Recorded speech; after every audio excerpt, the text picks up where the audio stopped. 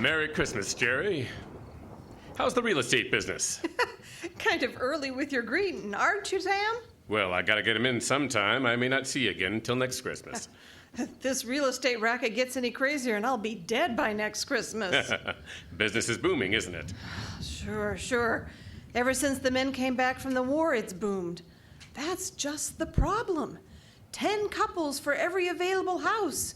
If we don't get some more construction soon, there's going to be riots out there. Well, that's California for you. Thanks for coming up here, Sam. What's on your mind, Jerry? Well, you'll probably shoot me when you hear it, Sam, because I'm probably nuts. But doggone it, you're a detective and you're my pal, and I just had to tell somebody. Well, you sound like it's serious. That's just it. I don't know what it is, Sam, but... Now listen, you know how we're agents for a group of houses up in Cypress Canyon? Mm-hmm. Well, those places, they were started before the war, and they never got finished. Oh, yeah. All they got in were the foundations, just concrete and a couple of beams. Well, they've been finished now. In fact, I'm putting up the for rent on the last of them today. Well, what do you want? Police protection from the first mob? Well, no. Listen, Sam. The house that I'm talking about, it's got a number now. 2256. But before, when the men went back to work on it about 3 months ago, well, they had just started when the foreman on the job brought me a shoebox he'd found up on a beam. And this box had a manuscript in it. A story, kind of, all written out. Yeah? Well, he gave me the thing and I read it. I didn't think much about it. I put it in my desk, but the other day as I happened to drive by there, I saw the number on the house and what the house looked like, and I thought of this manuscript. Well, I don't like it, that's all. There's something funny about it. Well, what's funny about it?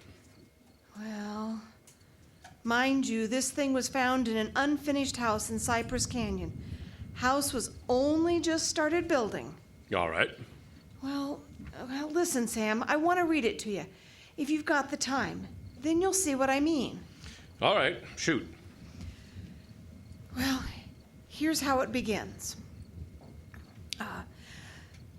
To whom it may concern, my reasons for setting down on paper what follows here will be abundantly clear to anyone in whose possession it may fall.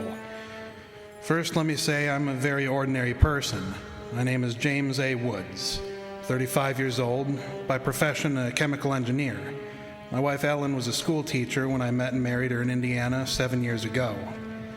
There's nothing in the past life of either one of us to suggest remotely any cause or reason for the dreadful thing that's invaded our lives. Our married life has been in no way different from that of millions of other average, reasonably happy, and congenial families. 3 months ago, I was ordered by my firm to take charge of a minor project in Los Angeles, Hollywood to be exact. The order was a sudden one. There was no time to secure accommodations, and conditions being what they are, the inevitable result was that until the day before yesterday, we'd been living in the cramped quarters of one of those characteristic California motels. Needless to say, most of our spare time had been devoted to a search for something more permanent and comfortable, but the fruits of these efforts had been financially and in every other way a geometrical progression of discouragement. Until last Saturday afternoon, anyway, only 4 days before Christmas. We were driving into town on our way to a movie when Ellen saw it. Jim, look. What? Well, that sign. In front of that real estate office. Oh, yeah. Well, don't you see what it says? For rent, furnished 2-bedroom house, close in, immediate occupancy. Yeah, Aren't you going to stop? Oh, Ellen, you know what a sign like that would mean right out in plain sight in front of a real estate office. Oh, yeah, but Jim... Probably want an arm and a leg for rent every month, and Well, then... we'll never know until we ask. If it's any good at all, there are probably 50 people fighting for it back there right now. Well, there's no harm in trying now, is there? You really want to go back? Oh, it's probably foolish, but what can we lose? Okay. Oh, darling, come on, cheer up. How do you know? Maybe our luck's changed. Maybe fate's gonna give us a nice new house for a Christmas present.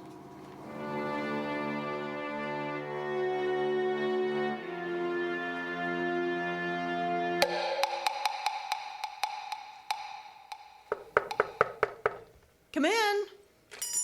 Oh, sorry to bother you, but we just happened to see that for rent sign outside, and, Oh, yeah. I hung it outside just this minute. Is the house available? Why, sure.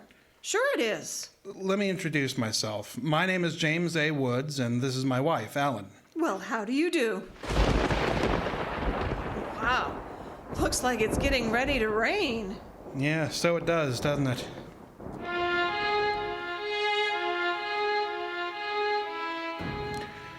Well, it was one of those things.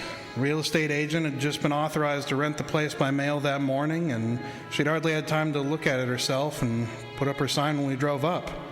It was just an ordinary little California house, about halfway up Cypress Canyon, number 2256. Just an ordinary, undistinguished little house. The agent didn't know much about it. Construction on it had been stopped by the war, and it had just been completed and furnished lately. It had been vacant while somebody's estate was being settled, and now it was owned by a bank in Sacramento. Of course, we didn't care about all that. Got this key in the mail along with the authorization to rent. It's the only one there is. Of course, you can have duplicates made. Oh, it seems to stick a little. Ah, well, there it is. It doesn't sound as though that door's ever been opened. Well, you know, a little oil on the hinges will fix that right up. Oh, sure. Well, now, here's your living room. Furniture's a little dusty, of course. You gotta expect that.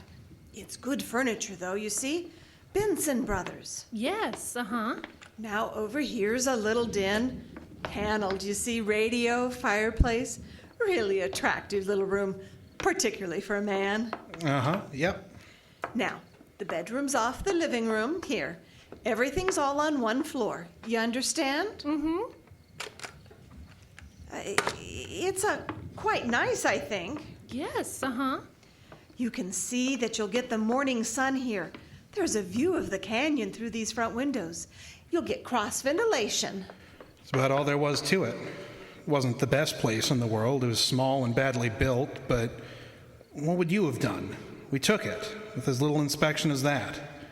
It was the Saturday before Christmas, and the very same evening we were struggling up the steps from the road with suitcases and boxes and armloads of clothes and all the endless bric-a-brac that people collect and never really know they have until they move. Ellen began unpacking, and I began moving things around and taking the worst of the pictures off the wall, doing all the little things that everybody does when they move into a new place and try to give it something of their own personality. Oh, don't be such a sourpuss. You know, it's a roof over our heads for Christmas. That's more than we ever thought we'd get, isn't it? Now, what in the world are we going to do with these two pictures? Well, why don't we just leave them where they are? Oh, Jim, we can't. They're too awful. All right, put them in a closet then. Oh, I can't. Both the closets are jammed full. No, I mean the other one, that little alcove off the den. At least there's a door there. I suppose it's a closet. I don't really know. If that isn't a commentary on the housing problem, huh? A woman moving into a house without even knowing where all the closets are. Take the pictures down, will you, honey? Bring them in here. Okay. I guess you'll have to help me with this door. I can't seem to get it open. Let me see it. Oh, well, of course you can't, silly. It's locked. Where are those keys we found on the desk? Oh, here they are. All right. No, not this one. I'm sure this one won't work. No. It feels like an awful solid door for a closet. That's one solid door in the house. No, I don't think this one will do it either. Well, we'll just have to get a locksmith up here on Monday. I'll put the pictures behind the desk, okay? Yeah, all right. Jim, if you could just help me move this armchair, huh? Oh, Ellen, will you let it go until tomorrow? Do you know what time it is? Oh, but honey, I'd like to get the place looking just a little bit... Yeah, but it's almost midnight. In fact, it's exactly half... What was that? Tomcat, I guess. Out in the brush somewhere. Sounded near. Hope that doesn't go on all night. Oh, there isn't much we can do about it. Come on, Ellen, I'm dead tired. All right, Jim. Say, where'd you put the toothpaste, honey? It's right in the medicine cabinet. Oh, yeah. Jim, we ought to get some firewood tomorrow. You know, a fire in that living room would make all the difference in the world. You can't. It's Sunday. Well, Monday then. Jim, I think red curtains are what we need, don't you? Yeah, whatever. You know, at least just for the living room anyway. And the ones in there now have got to come down. You know, I suppose they do. What do you think of red? Well, I guess it's all up to you what color. Jim? Just some Tomcat. Jim, it sounded in the house. Oh, now how could it be in the house, Ellen? We've been over every inch of this house. Well, except that closet. Now, how could a cat or anything else be in a closet that's been locked up for over a year? Well, I don't know. Yeah, it's probably just under the house. A wild cat or a mountain lion or something. I hear they have them up here in California. Jim, I don't like it. Well, neither do I, but there's nothing we can do about it tonight. Oh, well, maybe we ought to call somebody, the police or a neighbor. Oh, don't be silly, Ellen. You're acting like a kid. Come on, let's go to bed, huh? Oh, all right. I suppose it is silly. Jimmy, did you lock the door? Yeah. Can I turn out the lights now? Yeah, all right. Good night, Ellen. Sleep tight. Good night, Jim.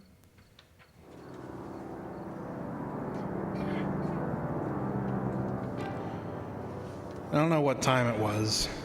Maybe an hour, maybe half an hour later. My mind was in that hazy borderland between sleep and a dream that's still part of consciousness. And I was awake.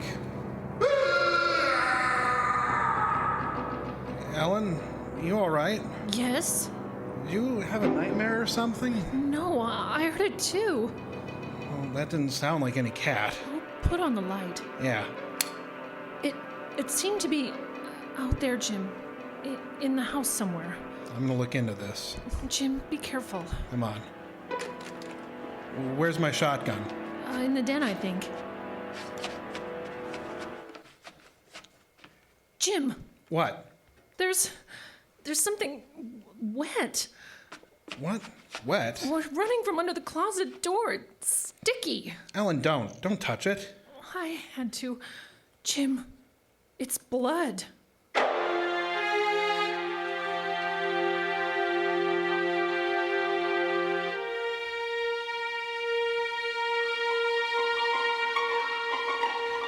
It cannot be too difficult to understand from the foregoing why I've taken the pains to set down in writing the events related here.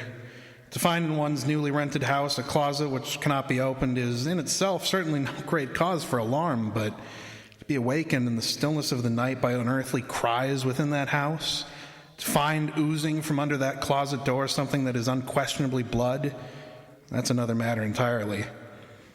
Perhaps others might have been braver than we, but suffice it to say, we got out of the house in something very close to a panic and only returned when we had the moral support of 2 stalwart Los Angeles policemen. You, just moved in here, you say? That's right, officer. You can see we're still unpacking. And the place has been empty right along before that? Yeah, I don't know much about that part of it. You could check all that with the real estate agent, though. Well, where is this closet? Oh, it's right in here, officer. And the blood is... Where? Where's the blood? Jim? Officer, I swear to you, there was blood on the floor less than an hour ago. I saw it. Uh-huh. It was running out from under that door. We heard the noise and we got up, and when we saw it, the door was locked. Locked, huh? Oh, no, Well, it seems to be all right now. Hey, you folks aren't trying to be funny, are you? Isn't there anything in it? No, ma'am, there is not. Look, officer, we're we're reputable people. You can call my firm. They'll tell you all about me.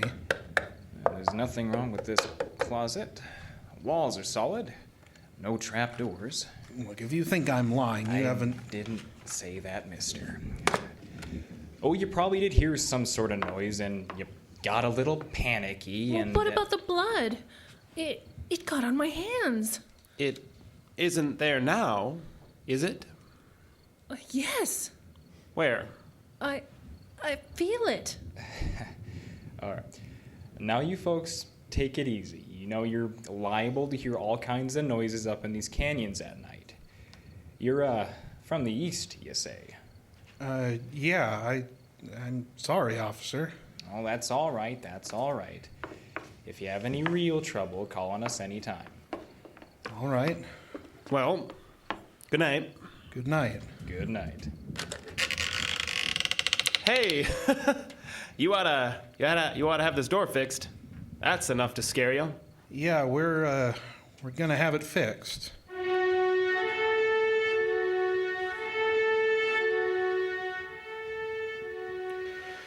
We didn't say much about it after that. There wasn't much more that could be said. The next day, I went to a lot and bought a little Christmas tree and some trimmings. And we tried to pretend we were cheerful, but there was an uneasiness between us that had never been there before. Ellen seemed tired and listless. Several times during the day, I noticed her washing her hands with a brush, scrubbing the one that had touched the blood. That night, we each took a sleeping pill and went to bed. It was sometime after midnight when I was suddenly wide awake, staring into the darkness. In some way, I knew at once and instinctively what had awakened me. Ellen wasn't in her bed, nor was she in the room. The nameless thing I feared gripped at my heart until I could scarcely breathe. I opened the bedroom door and started through the house, putting on every light I could find. There wasn't much to search, but I searched thoroughly. The living room, the kitchen, bathroom, den, even the garage. All that time, the dread of looking where I knew at last I must look. For I think I know from the very first where I'd find her. It must have been a full minute that I stood before that closet door before I opened it. She stood there, rigid, arms at her sides. Her fingers were extended like claws. Her hair was over her face, and her eyes stared out of it. Her lips were drawn back in a grin like some kind of animal at bay. For a moment I was frozen with the horror of it, and then I stretched out my hand. Very deliberately, she turned her head and sunk her teeth until they met into the flesh of my forearm. I raised my hand to strike at her, but already she'd released her hold and gone utterly limp. She would have fallen unless I'd caught her. Carried her into the bedroom and laid her on the bed. Strangely, at that moment, my only thought was how I might revive her until I saw it was not a faint, but a sleep that she'd fallen into. A sleep as deep and heavy as though she'd been drugged. So I left her. But for me that night, there was no sleep.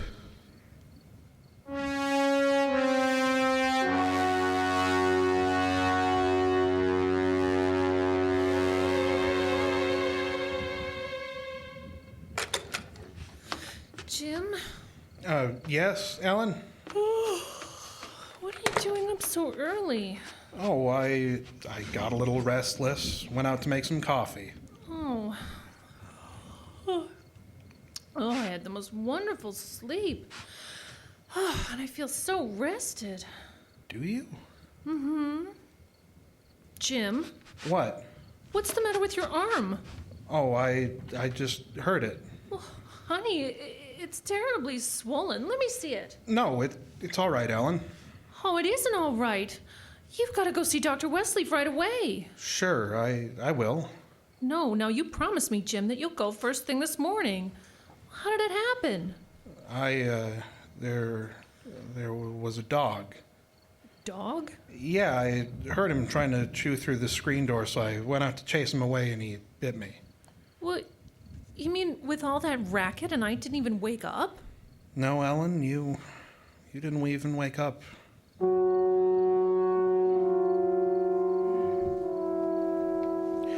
was clear to me that Ellen didn't know anything about what had transpired the night before. I went to my office that morning and made a pretense of going over routine business, if only to restore my mind to some semblance of calm by the sight and sound of common, familiar things. The pain in my arm had become a persistent, dull throbbing. I made a late appointment with Dr. Westleaf, and he treated my arm with something of an arched eyebrow and said, "Well, I've never seen anything quite like it before. That is such a rapid onset of infection."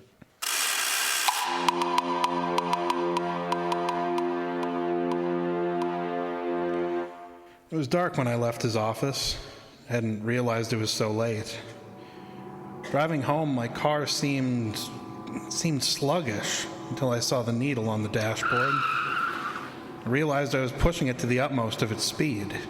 I was racing home to prevent something before it was too late, before that darkness conspired against me. Somehow I already knew with certainty that it was the darkness in the night that I had to fear. The curves of the canyon seemed endless. Then the cold fear reached up inside me. My house, too, was dark.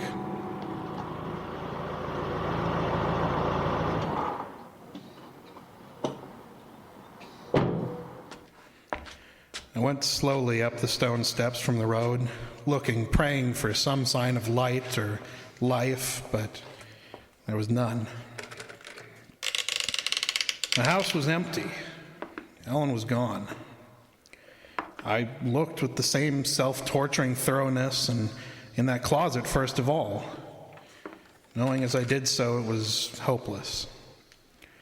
And so, alone in that empty house, I waited, powerless, helpless, now deadened in thought and will, empty as the house itself, save only for the overwhelming sense of terrible foreboding. Sometime in the early hours of the morning, I snapped on the radio. Police band. Why?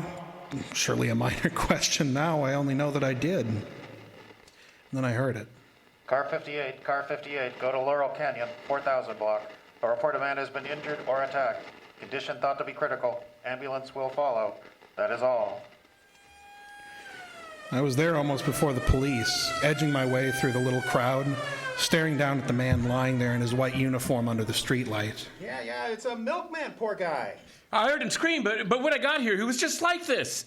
All right, stand back. Stand back, please, stand back. Well, you again. I heard it on the radio. I live just down the road. Yeah, I remember. What happened? Well, take a look. Maybe you can tell us. He was dead. He was lying on his back, and his throat had been torn out as though by the fangs of some wild animal.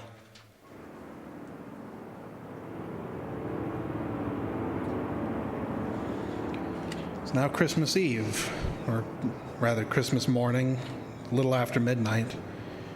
I've been waiting here, in the stillness of this empty house, for nearly 24 hours. Waiting for the end. Already once tonight, I've heard that dreadful wailing cry somewhere out in the hills. I've nailed up the closet door, but I know that was childish, useless. My arm is horribly swollen. It's starting to turn black, but that's nothing. It's another end that I foresee, as surely as other men foresee the rising of the sun. I hear the cry again. It's nearer now. I shall leave these notes in a sealed envelope and put it in a shoebox in the hope that someone will give credence to these dark and terrible events, if indeed such nameless horrors can ever yield to mortal understanding. As for myself, I feel no longer any fear or even sorrow, only a desire that the end and the thing I must do may come soon, and it will be soon, I know. Yes, there's someone at the door.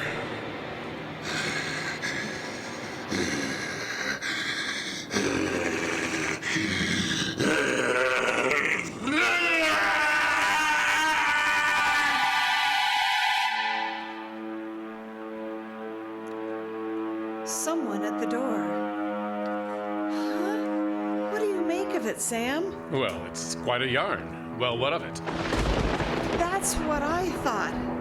But now listen, that's not quite all of it. Oh? Clipped to it is a newspaper clipping. Listen. Hollywood, December the 26th. Police reported what was apparently a case of murder and suicide in Cypress Canyon. Sometime in the early hours of the morning, the victims were James A. Woods, a chemical engineer, and his wife Ellen. Preliminary investigation indicates that Mrs. Woods was killed by the blast of a shotgun in the hands of her husband, who then turned the weapon upon himself. That she fought desperately for her life, however, was evident by the disorder of the room and the severe lacerations inflicted upon her husband about the neck and arms. This is the second tragedy to be reported in Cypress Canyon within 24 hours, the other being the unexplained death of Frank Polanski, a milkman. Well, no such murders, or whatever they were, ever occurred, if that's what you're worrying you. The clipping, well, you can have those things printed up, you know. Oh, no, it's not that, Sam. Okay, that story was found in an unfinished house in Cypress Canyon. No number to the house, no nothing. Just a framework. Uh-huh. Now, that house is finished. When I drove by it today. But that's what stopped me, Sam, because it all fits. Now that it's finished, it is the house in the story. The same construction, the same vines and creepers on the lawn, even the same number. So what? A guy who knows roughly what this house is going to be like writes a yarn and loses it or something. Did he know the place was going to be listed for rent today, the Saturday before Christmas? Jerry, coincidence. 2 bits you find the guy next door is a ghost story writer or something, and he's been wondering for a year what happened to that thing he wrote. Okay. Coincidence. I'm sorry I bothered you, Sam. Nah, don't be silly. I liked it. It's a good yarn. That the for rent sign you were talking about? Oh, yeah. I'm going to put it up outside now. Uh-huh. Well, so long, Jerry, and Merry Christmas again. Yeah, well, thanks, Sam. I guess I was kind of silly, all right. Well, now listen, when a guy named, whatever it was, Woods, with a wife named Ellen, comes in to rent that place from you, then you can start worrying. Yeah, so long, Sam. So long, Jerry.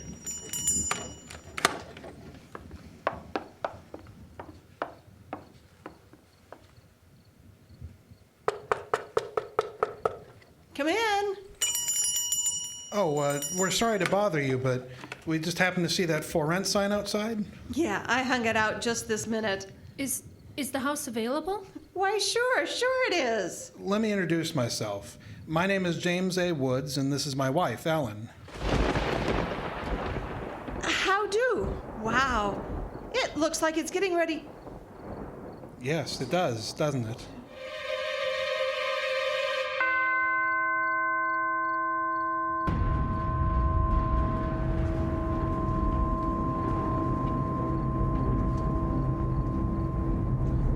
This has been The House in Cypress Canyon by Robert O. Richards. You may applaud.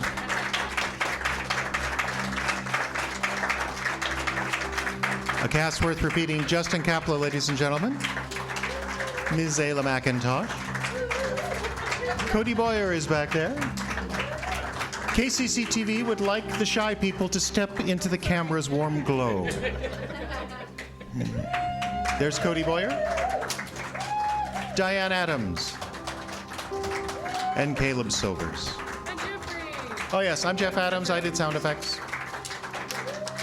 For those of you listening online, these people all gave a donation, so go to iceboxradio.org and do that too. Thank you very much, and have a happy and safe Halloween.